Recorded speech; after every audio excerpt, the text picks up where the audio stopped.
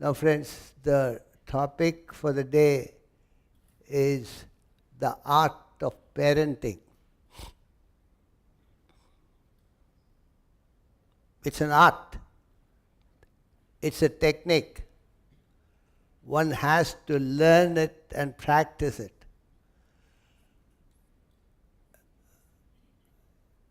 Most people, if not all, have children, and we believe that we know how to train them, how to look after them. I'm not saying you do not know, but you have to learn and practice it.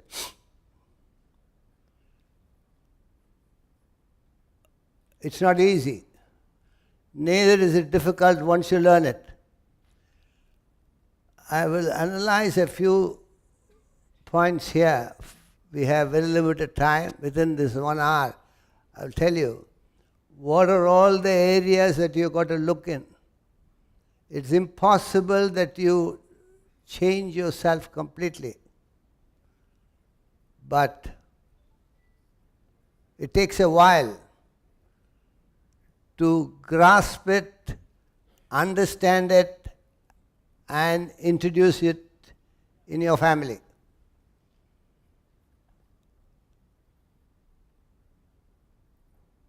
So, one of the first things that you have to understand is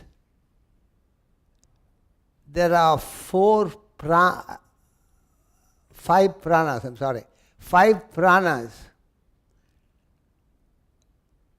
which each one of us have. The functioning, prana, apana, vyana, smana and udhana. So the faculty of perception, faculty of taking in excretion, distribution of the food, and the last thing which we are concerned is udhana. Udhana Sakti is the capacity to receive new knowledge, fresh knowledge. We are not talking about intellect or intelligence. It is that capacity to receive knowledge, fresh information. The first year of the baby's life, there's an enormous reception. You have no idea what the child receives in the first 1 year.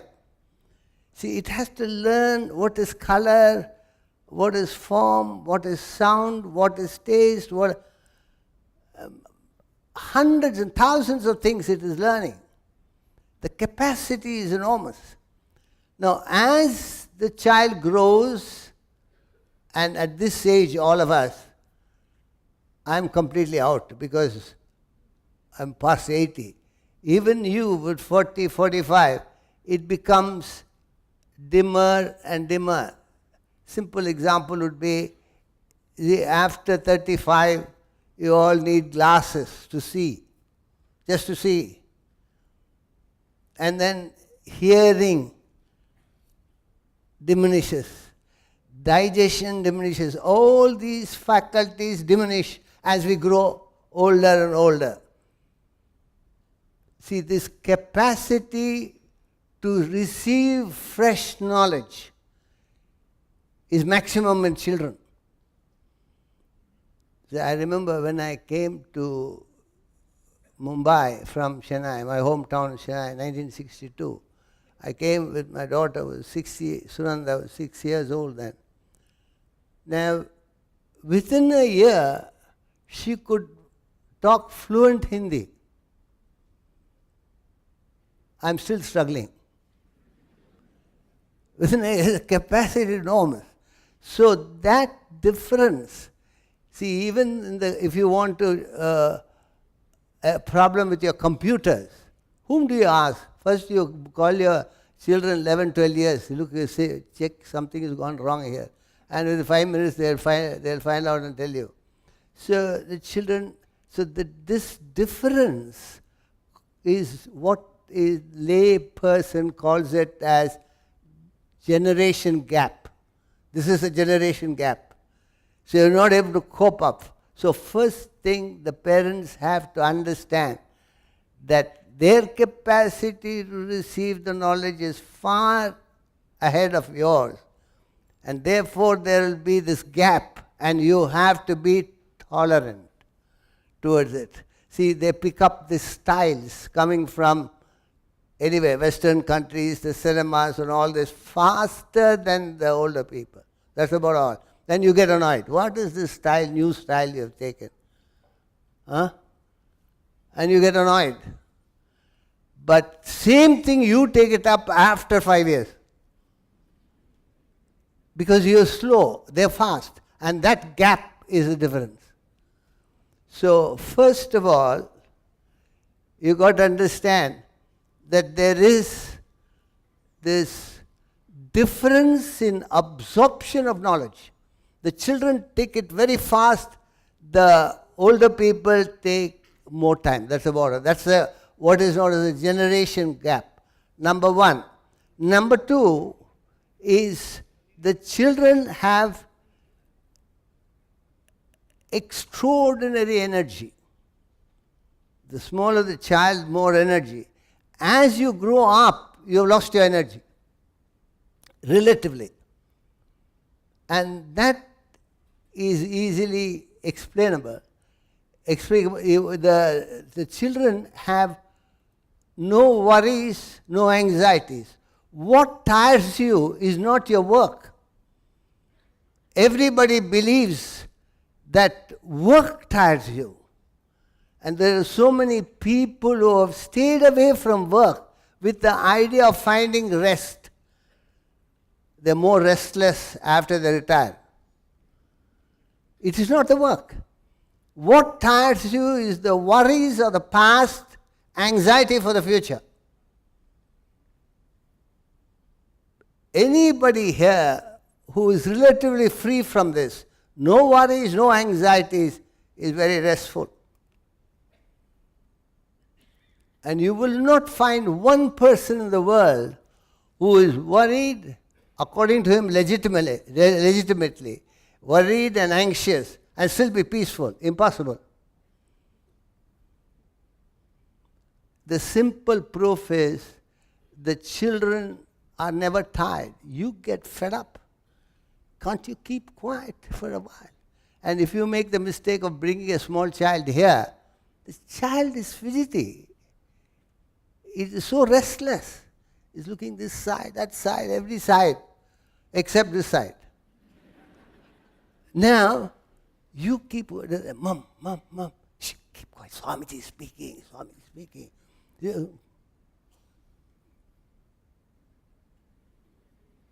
And then it catches hold of a fellow who has not understood a word of what I'm saying. That fellow also wants some entertainment. He looks at the child. There's something going on. It can't remain. Have you ever noticed? You people must notice all this. When you are standing in the queue in, what do you call this?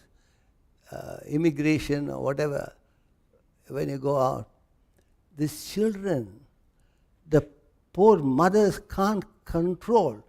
They can't stay in the queue for them. They keep running in between and then go into the rails and come out of the rails and this. And then after a while, if she's gone too far away, come on, stand here. And then even if your mother holds the child, it'll be jumping. You're all sitting like Lord Buddhas here. So perfect, because no worry, we're full of worries and anxiety, you can't. This is the problem. So you must understand two things, as I told you. The children take the new knowledge very fast, and you take time. And that difference causes the generation gap, and you get intolerant. Secondly, as I said, the children have extraordinary energy. You must not curb the energy, you must direct the energy properly. The parents have a tendency, don't do it. This is not, it's not don't. You got to carefully direct them. See, a simple example would be, suppose there are road accidents. We don't have to suppose. In India, there's a lot of road accidents. What is the reason? What is in the Western countries, the traffic in California, 8 lanes up, 8 lanes down, throughout the day and night. No traffic, hardly, no accidents, hardly any accidents. Why so many accidents? We are not following the rules. See, even the tunnels, I find many trucks going without any tail lights. But it's black in color, a dark brown. And if you don't have the lights, you're going to hit it. Now, rules are not followed. There is 2 ways of controlling the traffic. One is to educate people on the rules, traffic rules. Second is very simple, and that's what you're doing with your children. Second is, no car will move than 10 miles an hour, 10 k's an hour. No accidents at all. People walking overtake. To reduce the speed to such an extent, there won't be any accidents. Therefore, friends, to reduce the activities of the children is not the solution. You got to give them a correct direction. Now we got some time. I will explain to you what are the direction that you have to give. First of all, you got to correct yourself. Almost every parent in the world, it could be Eastern or Western, Northern or Southern, everywhere in the world, every parent is attached to the child. This attachment is love plus selfishness. Love is great, but attachment is deadly. Love plus selfishness equals attachment. So when we talk about attachment in the Western countries, how can we not love our children? It's not love. When you view it self-centeredly, then it turns sour. And that's called attachment. And because of attachment, you pamper the children to a point of fault. And you have no idea the damage you do to the children. First I'm coming to the parents, then I'll give you the guidance what you have to do. Correct these terrible iniquities. Now, by giving them what you should do, just because you can afford it. There's a child with a mother brought to me the other day. Lovely child, small child. And she had I don't carry a phone. I don't know what the phone is, but these people at home told me, carry a child. It is A6, is it? A6? Huh? I6, is it? Okay, I6. This is I6, he said. Oh, I nodded. It's very nice, very nice, very nice. I have a I5 at home. I have a A4. I have a A3. What are all these for? No, I have that. Now I got a A6. No, which is nothing wrong. You do not know the damage that you cause the child later on. What happens is, I know again a family in Bombay, at the age of 9, the child is given a wad of notes and he picks up in his 500 Mercedes all the other children around, go to Oberoi and Taj for lunch. I'm not saying you should not send your children for lunch. I'm talking about general pampering to a point of fault. At the age of 25, that boy committed suicide. I've got about 10 cases like that. and they're asking what's wrong with the child. They think the child needs a psychiatrist. I personally recommend the fathers to send a psychiatrist. See, they don't understand that pamper. What happens is, when you do not regulate, moderate, the value is lost. The value of money is lost. The value of valuables is lost.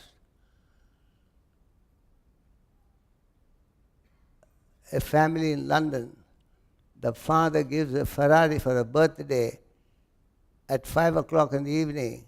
And the mother says, darling, don't you want to see the car? I'll see it in the morning, Mom. Ferrari. I'll see it in the morning, Mom. What you must read there is no kick. There is no excitement. If a ordinary fellow in the lower middle class, you buy him a scooter or something, there is excitement. You look for a new watch, there is excitement. So you can't get an excitement of a watch, you can't get excitement of a vehicle, you can't get excitement of a new house, you can't get... So when the day starts, there's a monotony. By not regulating, moderating, just because you can afford. So therefore, the first thing you have to do, you pamper through attachment. Because of attachment, you pamper. And the children have lost their joy of life. And then what happens, when you have attachment, there is possessiveness. And because of possessiveness, you keep dictating terms. What to do, what not to do. Constantly. Do's and don'ts. Thou shalt not. This is not in our culture. We have to give guidance, not directions. So by these directions, constantly, psychologically what happens to the child, you have no clue. What happens to the child is, either they turn into a vegetable or a rebel. The passive children turn into a vegetable. Vegetable means that they stop reacting to the world. Completely reacting. Some of them have got married, they do not know that they have got married. To that extent. So a person governs them so much, constantly controlling, directing with do's and don'ts. You should do this, you don't. You become either passive children become a vegetable, aggressive children become a rebel. They walk out or they do what they like. So this is what is happening almost to every family. And we don't understand. You take it all as if it is a part of life. Yes, some people become like this, some people no. You create it. The parents create it. Innocently, ignorantly, out of what they call as love, but it's attachment. So then there is... So when you function indiscriminately, when you are... what happens is, when you use your mind and not direct it properly, I'm repeating, you get attached, and then you get... you start controlling them. Then they turn into a vegetable or a rebel. So what you have to do is generally monitor with the intellect. All these are being impulsive. Impulsive means you are acting at the level of the mind. where the intellect, buddhi, doesn't play a part. There's a verse in the Bhagavad Gita which says, buddhinashat pranashyati. Verse 63, chapter 2 of the Bhagavad Gita. Look it up. Buddhinashat pranashyati. 62, 63 gives the ladder of fall, how the human being falls. First he says you get into attachment, desire, and then lose your discrimination completely. And then you lose your intellect. Then he says, buddhi nashati. Once you lose your buddhi, pranashyati, total loss. Anything that you do will be a loss. We don't understand that it is the lack of intellect that has caused it. Whether it is a business, you will think the business is outside factors that cause the loss.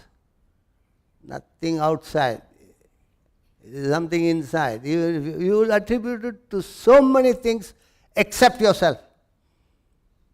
You could lose a family, you could lose a business, you could lose your reputation, you can lose anything. You may not know what has caused it. And you will easily equate it to something outside and be satisfied with it. Nothing outside can disturb you except yourself. Learn that today. Nothing in the world can disturb you. But you don't know what has happened or what has happened, except yourself. So the worst thing that you can happen to a person is when you are dedicated to something and you don't want anything out of that dedication. In short, spend your life in service and sacrifice. All lifetime. And the main, as you know, I've written 10 books. The main book is the Vedanta treatise. That will be the future scripture. I know it after 25 years. None of you understand what it is. But that book, once it comes to the surface, it'll come. Now what has happened just a few months back, somebody has copied the whole thing, verbatim, and printed it. And he is facing legal consequences. That's a part. That could shatter one person. When there is no interest in making anything out of it, no name, no fame, no money, no nothing. It's only a piece of service to the, not only here, everywhere. If that is jeopardized, and you don't feel I feel very sorry for that man who has done it. He has the same name, so he has used it. I don't know the consequences. What I'm trying to say, there cannot be any, if he had taken away a property which I don't have, anything else, it's not as painful as, but still it should not disturb you. It should not disturb you. Nothing in the world should disturb you. So therefore, once you are impulsive, where there is no intellect functioning, you cease to be objective. And once you are not objective, then you are in trouble.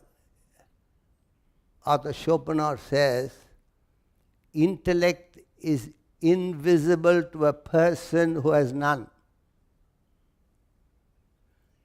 Intellect, see the board. Intellect is invisible to the man who has none.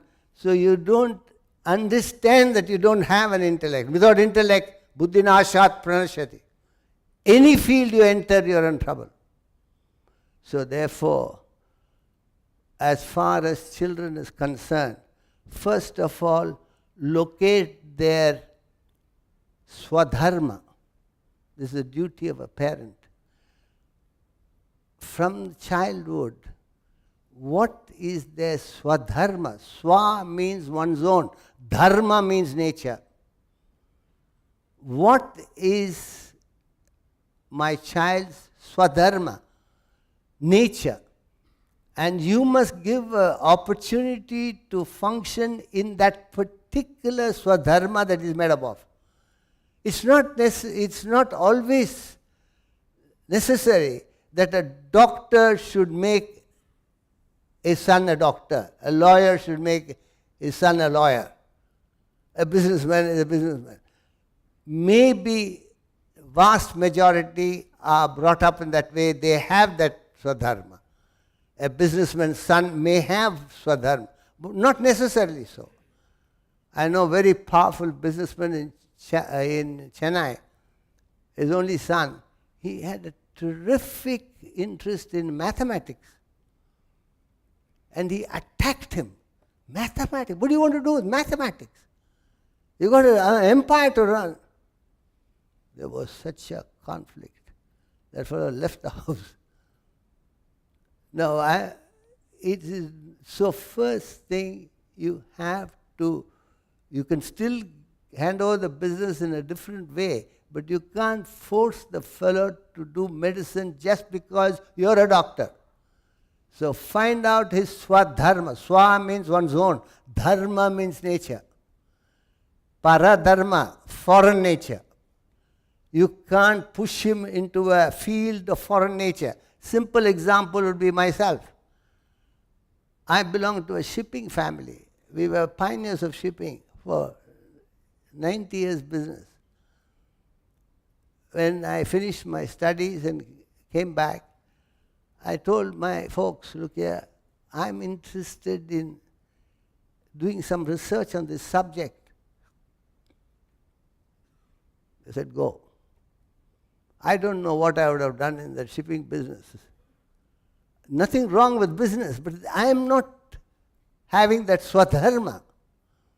So first of all, you got to locate the swadharma. So in one case in Chennai, a surgeon had an only son. When he finished his schooling, he applied for automobile engineering. The father came to know and he flew into a rage. Automobile engineering? Are you mad?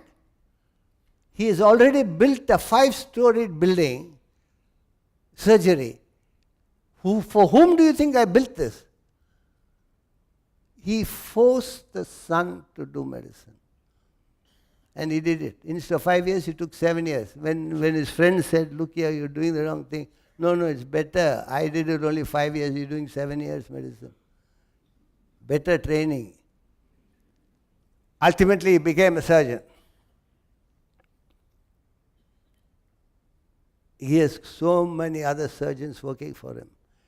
Any time you go to that clinic, you'll find that fellow is in the garage, fitting cars. They said this ambulance van is not working. Halfway through the operation, he gives and goes away. Of course, others fill it up, stitch it up. But in a fellow, paradharmic activity is bhayavaha, says the Gita, is frightful. It's frightful. Bhayavaha means it's fraught with fear. You don't understand. So 90% of the time, your children will follow what you're doing, and it will be the same swadharma. But if there is any such, it's important that parents recognize it. You must recognize it. Otherwise, you would be in trouble.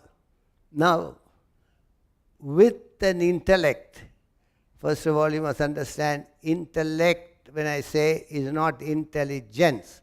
There is a difference between intellect and intelligence. Intellect has to be developed by oneself. No teachers and textbooks will help you. No universities will help you. And all that you are interested in, sending your children to the best school and best university. You get the best intelligence. Intellect to select. And a few children that have opted, the only place in the world today they're developing intellect is where we are having the Vedanta Academy.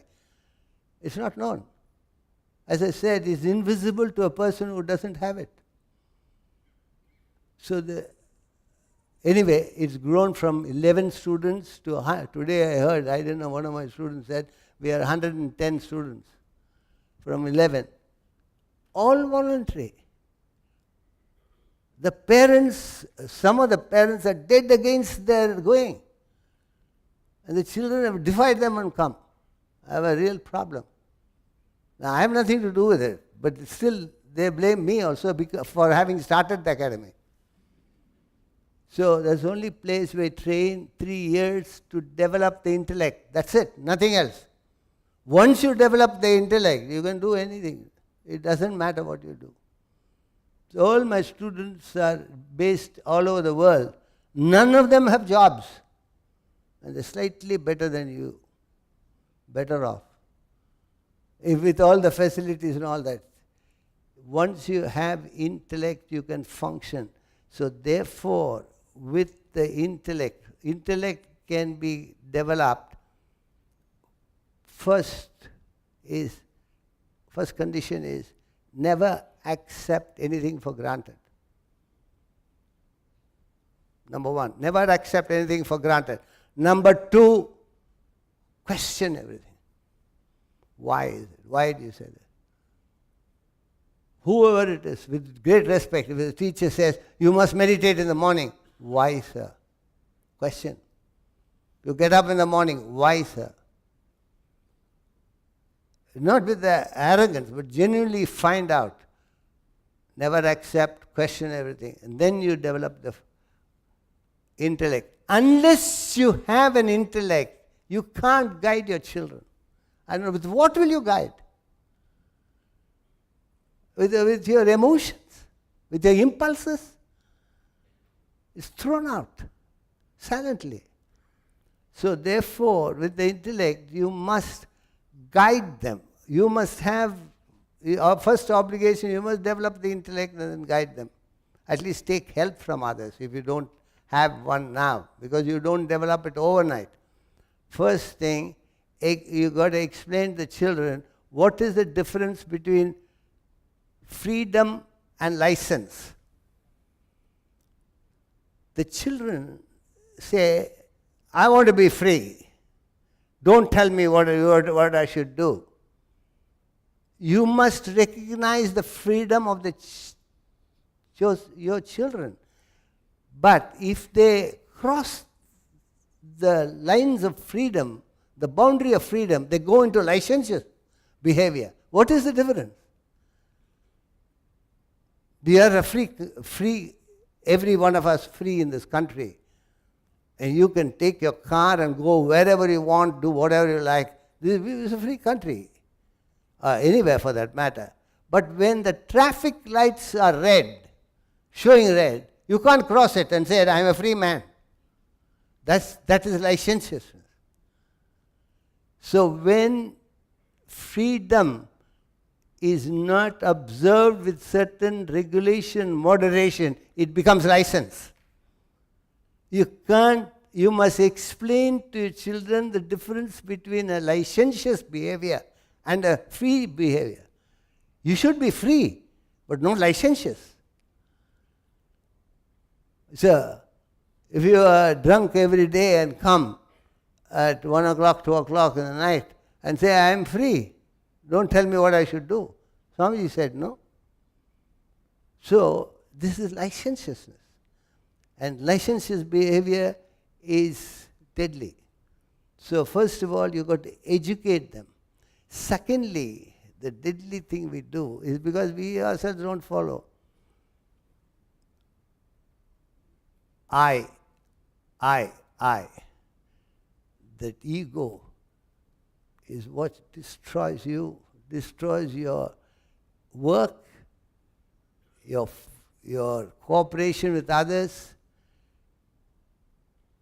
your peace of mind. It's just the ego.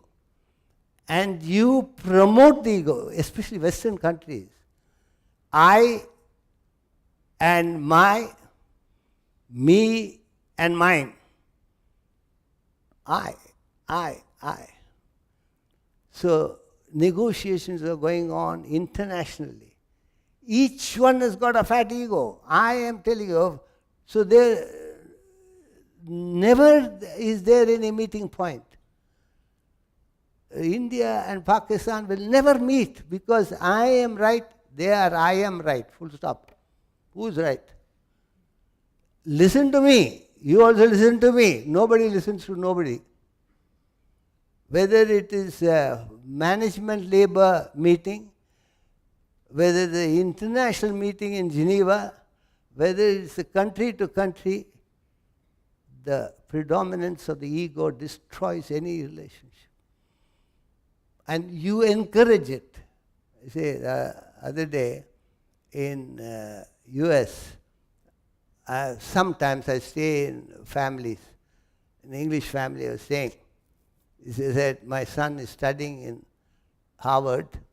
Swamiji, that room is one of the good, best rooms. You can use it. He's away. This is your room. And they showed me. And when I went in with my bag, I got a shock. It says, my room, don't enter. I went back to that fellow and said, listen, there's something sticking there. It says, my room, don't enter.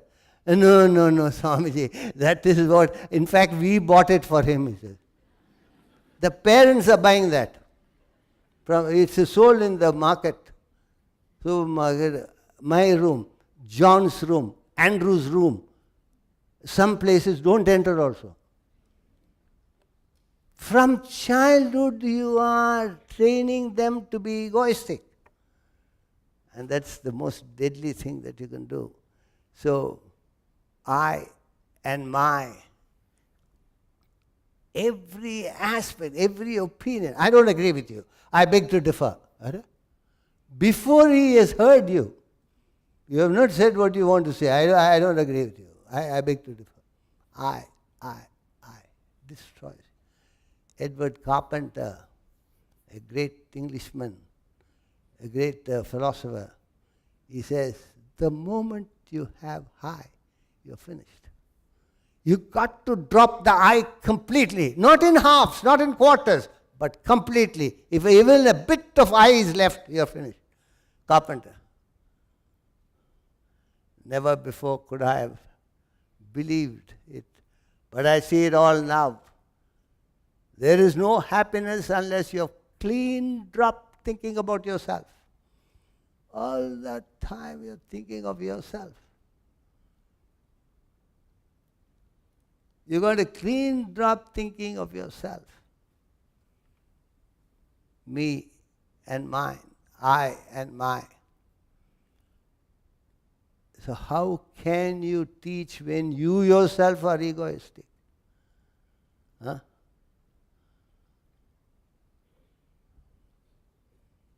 A businessman comes to me. I'm not giving his name because you all know him. So the fellow says, he took an appointment. I want 1 hour with Swamiji. He's telling my folks, Swamiji just gives 5-10 minutes. I want 1 hour. He's a wise man. I want to learn quite a lot. And you must give me 1 hour. So my folks came to me and said that, man, we don't give more than 10-15 minutes. I don't have the time. If I give 1 hour, I don't know where I'll be for each person. So I said, give him 1 hour. They were surprised. Now give him 1 hour. Doesn't matter. He came. I've got so many questions to ask him. I want to clarify so many things. Now you got to believe me. He came and sat down. Maharaj, great pleasure. Thank you very much for it. He locked the door. 55 minutes he talked. In between I say, that is 5 minutes. And he talked 55 minutes. That's why I told him, because I'll get a chance to keep quiet, And then he got up and says, Maharaj, that's why we come to you. What knowledge, what wisdom you got. How much I am benefited. He believes it. I didn't speak a word. This is how it functions, ego. He's well-meaning, nice fellow, in his own way, he's a nice fellow, but that I. A small a picture comes in the newspaper in the beginning. What a kick. Huh? With a bigger picture. What pleasure you get. And who are the fellows who are admiring? All the fellows who are not your well-wishers. Look at that fellow's picture is there. I know him. He is this thing, that. Any cultured fellow will not appreciate it. You want uncultured fellows. You understand? Fun fair you have for your own, like a weddings, the fellows who attend your weddings are not your well-wishers. Believe me. They go and complain to you. You get that satisfaction. At what cost? You don't understand. I, me. Open any book. If you find one I in the preface, don't read, including my books. I have not examined it, but find out. If there's one I, it's not worth reading. A scriptural book, I'm not mentioning what scripture, whatever the scripture is, a fellow writes a preface, introduction. First sentence, I don't wish to make this introduction long, 36 pages. It's 36 pages. He says, I don't wish to make this long. And if you collect all, one paragraph, I counted 19 eyes. You must have the eyes to see. Detrimental to him, detrimental to... A fellow wrote a book, The Europe I Saw. Title of the book, The Europe I Saw. When it went for review, he said, there's a mistake in the title. It is not The Europe I Saw, it should have been The I Who Saw Europe. Because there's more I than Europe. So, ego. Third point, you must inculcate this culture in children. To give, not to take. It's not impulsively. That attitude of giving. It should not be that the government forces you to give. CSR. What is CSR? If they're forcing you to, why should they force you? When you have that culture, when you have the desire to give, no government will ask you. Keep it, they'll say. When you don't have at least a few percent give, man. Even that they want to give with the name. Sell it. So, teach them how to give. Unless you have it, you can't. See, the hawkers, simple hawkers. I hear people bargaining, in the road from Bombay to Mumbai to Ashram, Lonavala. Many hawkers, old ladies, whole day they're standing in the sun, selling fruits. I deliberately go behind the fellow and say, bargaining with that woman. We are all, amongst us, we practice, we give whatever they want, a little more. You will not become poorer by that. Find out. Nobody has become poorer by giving. By taking, yes, there's a lot of trouble. So, that it's not emotional giving. The attitude of sharing. That culture must be inculcated in the children right from the beginning. I'm giving you a few points how to guide. Don't dictate terms. Try to guide them. 1, freedom and license. 2, to dissolve their ego. To give, not to take. In Les Miserables, Victor Hugo says, life is to give, not to take. 4th point, you must insist on performing duties rather than claiming rights. You're more concerned about rights rather than duties. Any society that is built on duties must flourish. Any society that is built on rights will perish. It's a law. And all of you claim rights. So what is my duty to you? As best as I can, I must convey what little I know. No suffixes, no prefixes to that act. Just do what you ought to do, your duty. Like Shakespeare says, to thine own self be true, and it must follow as night the day, thou canst not then be false to any man. Be true to yourself. Perform your obligations in life, and that's it. You don't expect anything out of it. So give, not take. Perform duties, not rights. And then try to act in a spirit of service and sacrifice. Service and sacrifice doesn't mean you should leave your job. Even when you're doing business, try to serve the community through your business. How best you can help the community through your business. So, right through your life, you must develop that spirit of service and sacrifice. We need that badly in this country. When you open the door, you say, après vous, after you. That attitude. Particularly Indians, when you go, when you come off a plane, as soon as it stops, people treading on your toes, they're walking over my body and going. I let them all go. Such a rush for what? And they all rush, get into the bus. I'm the last fellow. Not by choice. They don't allow me to go. Slowly I go. I'm the last fellow getting into the bus. Door closes. First fellow in the immigration. They don't think, So I'm let them go. One top or the other.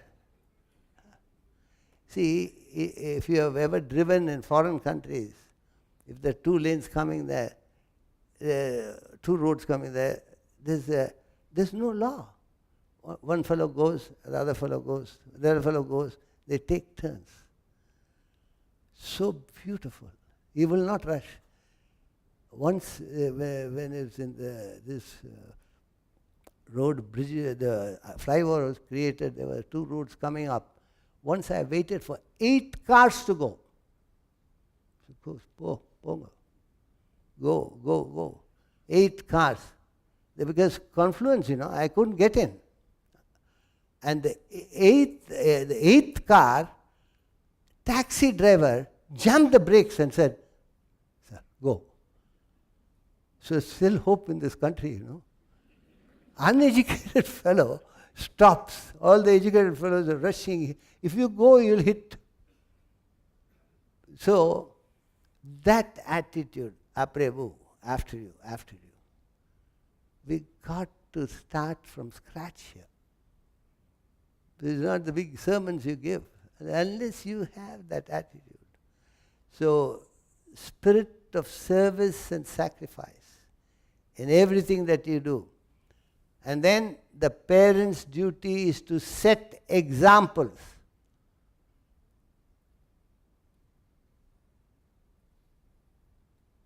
Set an example and don't give them sermons. Instantly they'll follow. If you wake up early in the morning, you don't have to tell the children to wake up. Automatically they'll wake up.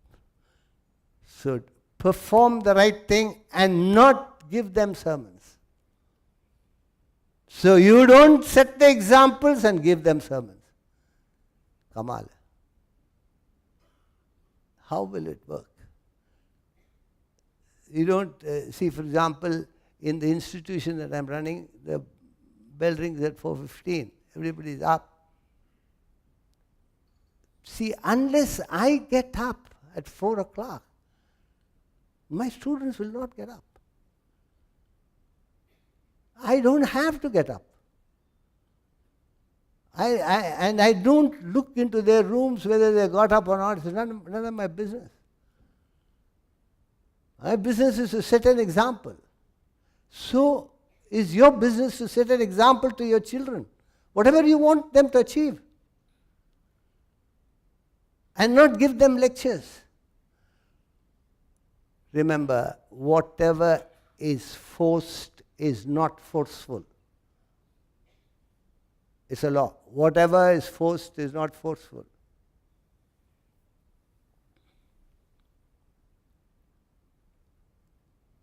And therefore, the whole thing boils down to the parents must lead the way. Be soft but firm. Lead the way.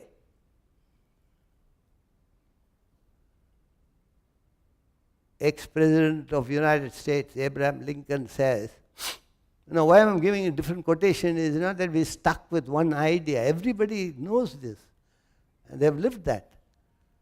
Ex-President of the United States says, there's only one way that you want to bring the child in the way that you want, is to lead that way yourself. Abraham Lincoln, there is just one way to bring up a child in the way that you should go. And that is to travel that way yourself. You lead the way. So, Albert Einstein says, setting an example is not the main means of influencing others. It's the only means. Albert Einstein. You got to lead the way.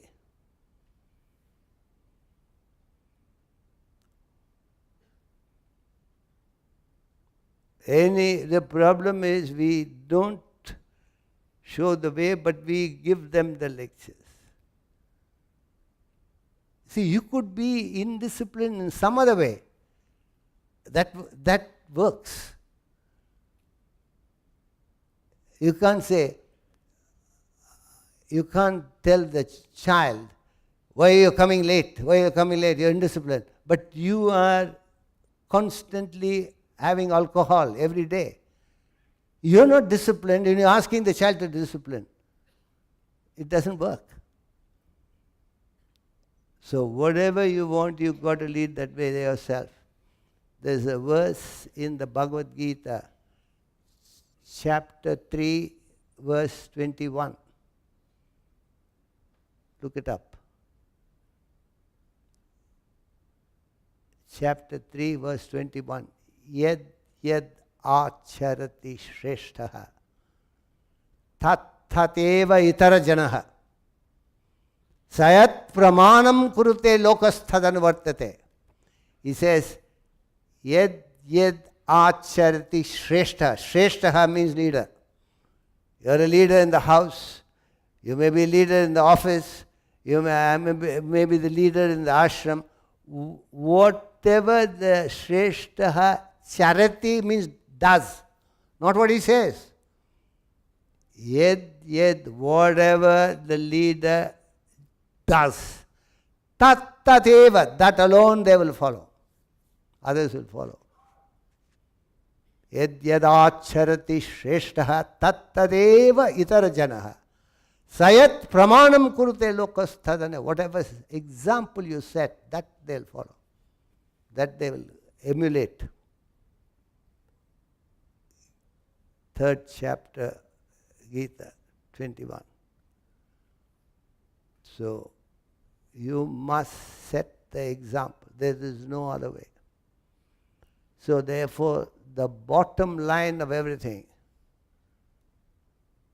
the whole thing boils down to one thing. 1 hour I've been speaking. All boils down to one thing. Can anybody tell me what is that thing? All this is cock and bull stories. I've been spinning because you have been listening. Only there's one thing to be done by all of you.